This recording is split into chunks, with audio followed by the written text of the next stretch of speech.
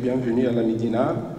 Donc, pour moi, c'est un grand plaisir donc, de vous recevoir à l'occasion de la 3e édition du Forum des DSI international. Donc, je suis très fier et très honoré de voir que notre forum, au bout de la 3e édition, commence à prendre forme et prend sa place en tant qu'événement des références dans la région pour les directeurs du système d'information. Donc, ce forum-là, ça sera une occasion à ne pas rater pour prendre tous le train de la transformation numérique. Donc, pour cette année, on a choisi comme thème le DSI 3.0. Si vous allez chercher sur Internet, probablement vous allez trouver trop peu d'articles qui parlent de ça. On commence à essayer de développer ce concept et nous, on a pensé que dans ce forum, nous pourrons ensemble essayer de définir quelles sont les nouvelles exigences pour être un DSI 3.0. Comment pouvoir se transformer en permanence pour être à la pointe de la technologie et surtout pour pouvoir en faire servir nos entreprises. Donc, on va partager ensemble 2 journées pleines d'échanges, de présentations, de conférences. Donc, je remercie tous nos invités, nos conférenciers qui vont travailler tous ensemble pendant 2 jours pour développer ce concept-là de DSI 3.0. Je voudrais aussi remercier nos partenaires. Grâce à eux, on est là et on est en train d'organiser cet événement. Donc, je vous invite vivement d'aller ensuite les contacter et d'échanger entre eux. Ils présentent pas mal des offres technologiques récentes. Alors, bonjour tout le monde. C'est un grand honneur qui m'est fait aujourd'hui de pouvoir participer au mot d'ouverture de ce forum au nom du bureau exécutif fondateur de l'association, de la jeune association Club DSI Tunisie. Cette occasion me permet d'annoncer à la fois la création officielle de notre club, juin 2016, et avec un grand plaisir de lancer son premier événement qui consiste à la co-organisation de la 3e édition du Forum des DSI en partenariat avec l'association IFN, que je remercie pour sa confiance. À quoi sert ce club? Le premier objectif du club est de rassembler tous les DSI exerçant en Tunisie dans un cadre officiel leur permettant de débattre de leurs préoccupations et d'échanger et de profiter des retours d'expérience par rapport aux success stories et aussi, et je dirais surtout, par rapport aux projets moins bien réussis. Les TIC connaissent une évolution exponentielle. Les clients, utilisateurs des systèmes d'information deviennent de plus en plus exigeants. Les offres du marché ne cessent de multiplier et de varier les solutions technologiques. On va les voir tout à l'heure, durant les 2 journées, en collaboration avec nos partenaires. Plusieurs projets sont en cours, d'autres nous attendent. L'enjeu est énorme, le risque est aussi non négligeable, surtout dans les conditions actuelles de notre pays. Alors justement, il nous faut un équilibre. Déceler le juste équilibre, c'est la tâche la plus dure du DSI, qui en même temps évolue pour devenir responsable de l'innovation et de la transformation. On parle déjà, quelque part, de la disparition du métier DSI pour devenir plutôt responsable innovation ou transformation ou gestionnaire de changement. Le club DSI Tunisie se propose de contribuer à assurer cet équilibre en jouant plutôt un rôle catalyseur en collaboration avec tous les acteurs du secteur. حضرات السيدات والسادة السلام عليكم ورحمة الله تعالى وبركاته. أود في البداية أن أشكر كافة القائمين على تنظيم هذا الملتقى، هذا المنتدى، وهذه المبادرة التي هي في مركز التحولات الحالية في مجال الاقتصاد الرقمي. في بلادنا وأيضا في العالم الذي أصبح قرية رقمية. أنتم تعلمون أن الدولة منذ سنة 2013 أعدت استراتيجية للانتقال الرقمي في بلادنا واللي سمتها تونس الرقمية 2020.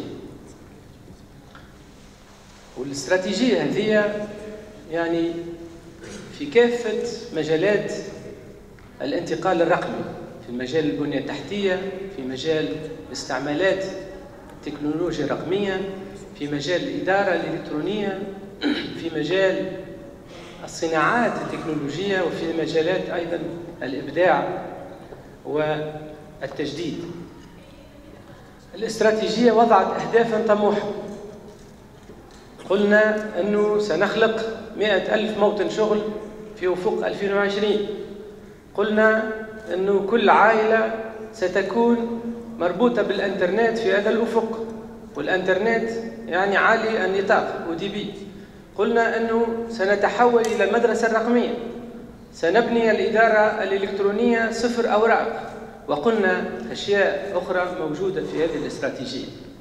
الآن بعد 3 سنوات، بعد سنتين أو 3 سنوات، احنا 16 الآن، الحقيقة رغم النجاحات الكثيرة التي تحققت ورغم الجهد المبذول،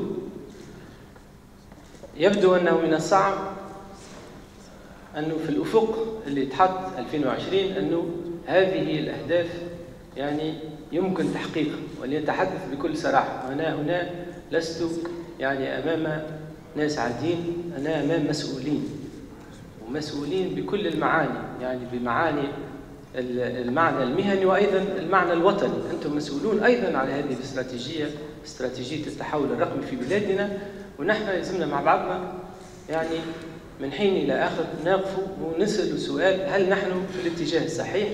وإذا كنا في الاتجاه الصحيح هل نتقدم بالسرعة التي يعني قررناها مع بعضنا عندما يعني أعددنا الاستراتيجية؟ Le DSI, si lui actuellement, qui est le conseiller digital, devrait être le conseiller digital du comité de direction et notamment le premier responsable de l'organisme ou de l'entreprise et du comité de direction en général et les départements métiers.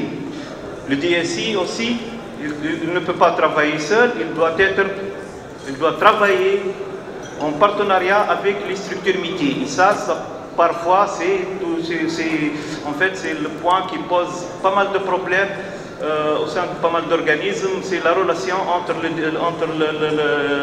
le DSI ou la DSI avec les autres départements métiers. Est-ce que le DSI est le maître d'ouvrage, est-ce qu'il est le maître d'ouvrage ou l'assistant à la maîtrise d'ouvrage? Ça, c'est parfois, c'est pas donné. Parfois, des projets métiers sont pilotés par les structures métiers. Et quel est le rôle du DSI? Si un projet est piloté par le DSI, quel est le rôle de la structure métier? Donc, il faut une nouvelle relation, une nouvelle manière de travailler sur des projets dans l'organisme. Donc, c'est plutôt la relation entre DSI et structure métier doit dépasser la relation client-fournisseur, doit être une relation de partenariat pour offrir de nouveaux produits et pour offrir de nouvelles solutions. Bien sûr, tout cela, ça ne peut pas se faire si le DSI n'est pas le vrai opérateur du système d'information, qui est le premier responsable sur le bon fonctionnement de son système d'information, bien sûr avec toutes les activités classiques que vous connaissez tous, donc les infrastructures, les applications métiers et tout cela. Donc c'est l'activité classique d'un DSI.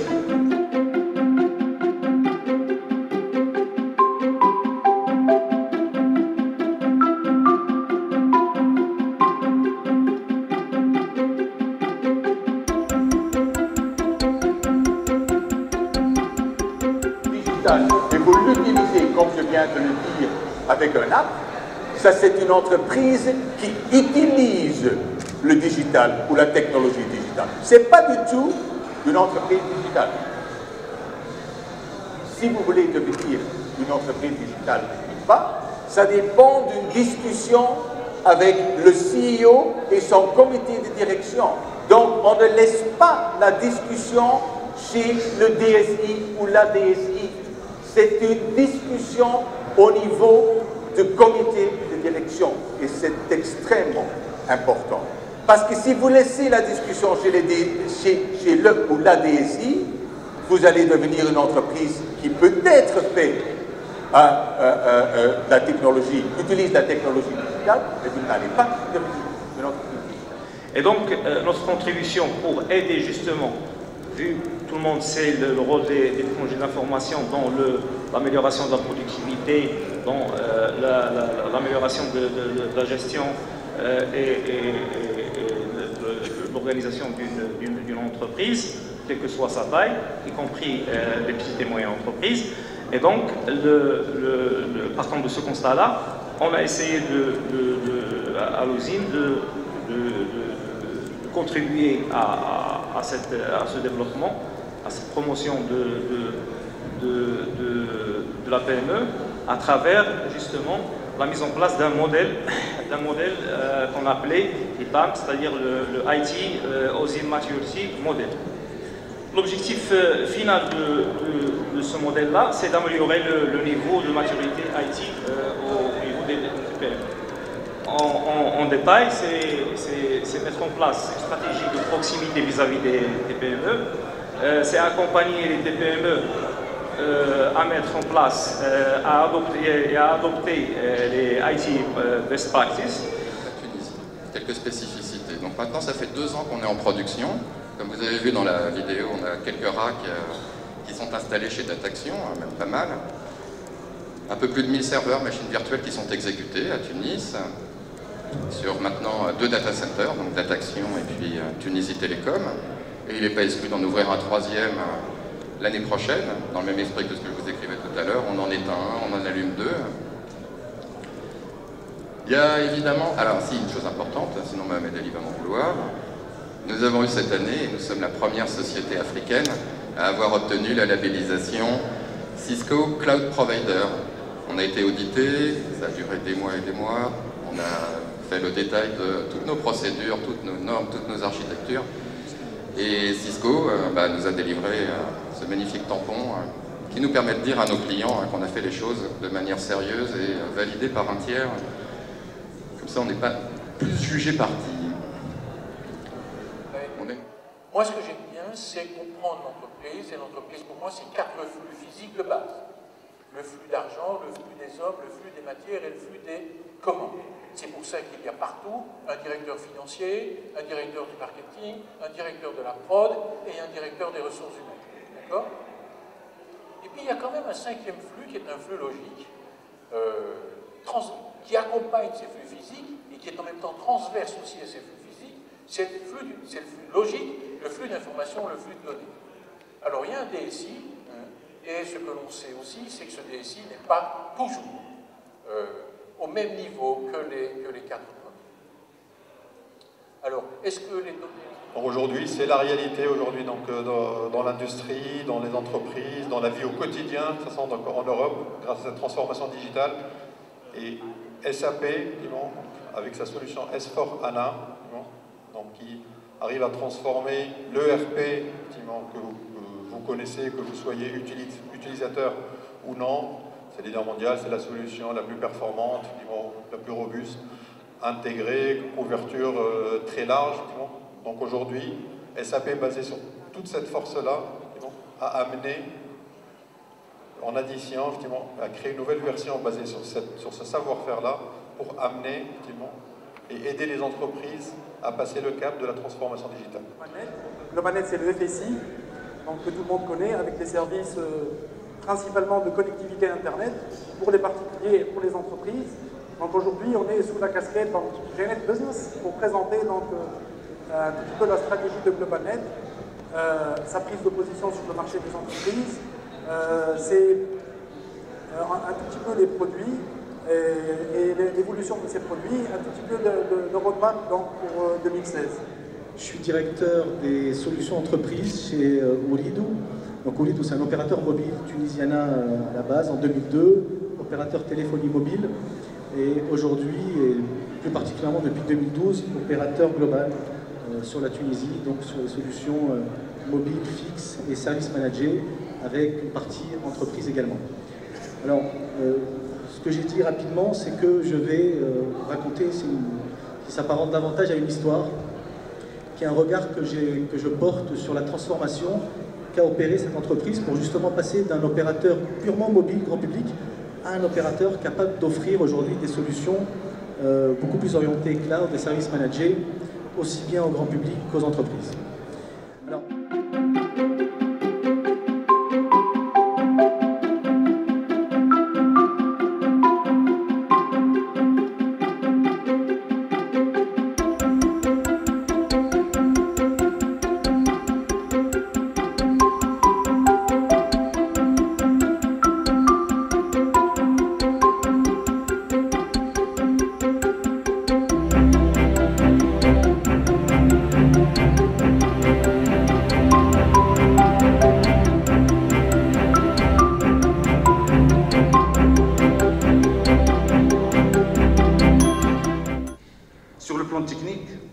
sectoriel, à mon sens, est inévitable en Tunisie.